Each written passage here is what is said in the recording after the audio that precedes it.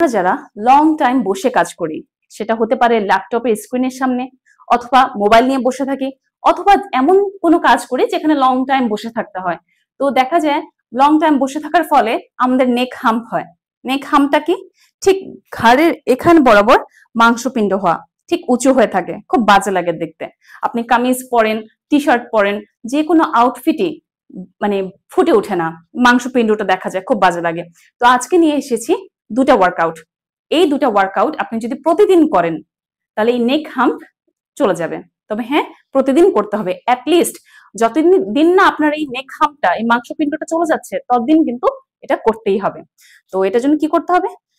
একটা পা আগে নেব, একটা পা পিছে নিয়ে আমরা হাতটাকে রোটেট করব।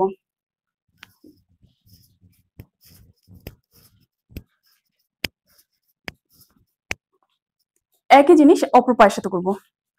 এটা একটু সামনে সামনে দেখাই।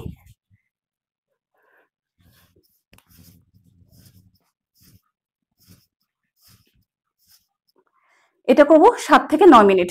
ডান দিকে 7 থেকে 9 মিনিট, বাম দিকেও 7 থেকে 9 মিনিট। দুইটা হাতেই আমরা করব। তাহলে আমাদের প্রেশারটা এখানে পড়বে, নেক হাম্পটা আস্তে আস্তে চলে যাবে। সেকেন্ড যেটা, সেটা করব একটা পা আগে, একটা পা পিছে।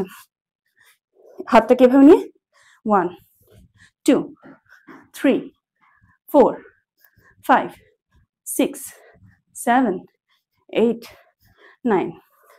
একই জিনিস আমরা অপর পায়ের সাথেও করব। হাতটাকে এভাবে নিয়ে 1 2 3 4 5 6 7 8 9। এটাও করব 25 বার 3 সেট। তো আমরা এই দুটা ওয়ার্কআউট যদি প্রতিদিন করি, আমাদের নেক হাম্প চলে যাবে। কিন্তু অবশ্যই এই ওয়ার্কআউট দুটা করতে হবে প্রতিদিন। অ্যাটলিস্ট যতদিন না আপনার সে মাংসপিণ্ড চলে যাচ্ছে, ততদিন আপনাকে এই ওয়ার্কআউট করতে হবে। তবে হ্যাঁ, প্রতিদিন করলে 1 মাসের মধ্যে এই নেক হাম্প, মাংসপিণ্ডটা কমা শুরু করবে। বাদবাকিটা হচ্ছে আপনার খাওয়ার উপর। সাথে যেটা মেনটেন করতে হবে, আপনার খাওয়াটাকে কন্ট্রোল করতে হবে। তেলযুক্ত খাবার অ্যাভয়েড করতে হবে, চিনিযুক্ত খাবার অ্যাভয়েড করতে হবে। তাহলেই দেখবেন খুব দ্রুত আপনার এই নেক হাম্প চলে যাচ্ছে। তো এমন আরো ভিডিও দেখার জন্য আমার ফেসবুক পেজকে ফলো করুন ও ইউটিউব চ্যানেলকে সাবস্ক্রাইব করুন।